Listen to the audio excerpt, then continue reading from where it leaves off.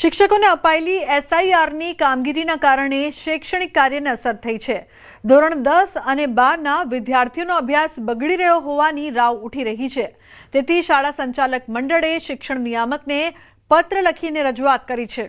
શાળાઓમાં 4 તાસ લેવા માંગ કરાઈ છે। ગણિત, વિજ્ઞાન, સમાજશાસ્ત્ર અને પ્રથમ ભાષાના તાસ લેવા રજૂઆત કરાઈ છે। તેથી બીએલઓની કામગીરી અને શિક્ષણ કાર્ય એકસાથે ચાલી શકે। ગુજરાતની પ્રાથમિક, માધ્યમિક અને ઉચ્ચતર માધ્યમિક શાળાઓનો સમય સવારનો કરી દો અને તેની સાથે સાથે પ્રથમ 4 તાસનું જ શિક્ષણ કાર્ય રાખો।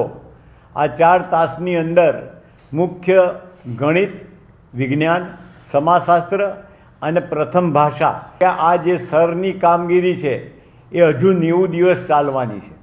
હવે 90 દિવસ એટલે 3 મહિનાની આ કામગીરી છે। સામે આપણી પાસે શૈક્ષણિક દિવસો બહુ ટાંચા છે। અમારી પાસે શિક્ષકો નથી, બીજી બાજુ શિક્ષકો સિવાય કોઈને બીએલઓની કામગીરી સોંપવામાં આવતી નથી।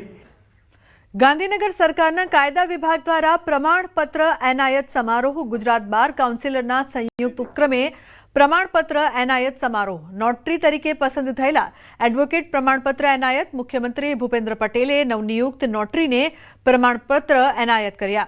ગૃહમંત્રી હર્ષ સંઘવી અને રાજ્યકક્ષાના કૌશિક વેકરિયા ઉપસ્થિત રહ્યા। અંદાજે 1518 નવા નોટરીઓને પ્રમાણપત્ર એનાયત કરાયા। રાજ્યની સ્થાપના પછી પહેલી વખતની ઐતિહાસિક ઘટના છે કે રાજ્યના મુખ્યમંત્રીએ એક સાથે 1500 વકીલને રાજ્યમાં નોટરીનું પ્રમાણપત્ર આપ્યું હોય।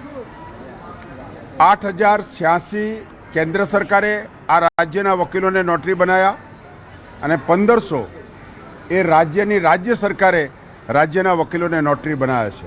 હું સમગ્ર ગુજરાતના વકીલો વતી, બાર કાઉન્સિલ ઓફ ગુજરાત વતી આ રાજ્યના મુખ્યમંત્રી ભૂપેન્દ્રભાઈ પટેલ સાહેબનો અને કેન્દ્રના વડાપ્રધાન શ્રી નરેન્દ્ર મોદી સાહેબ અને અમિતભાઈ શાહ સાહેબનો આભાર માનું છું કે 9500 વકીલોને નોટરી બનાવ્યા છે।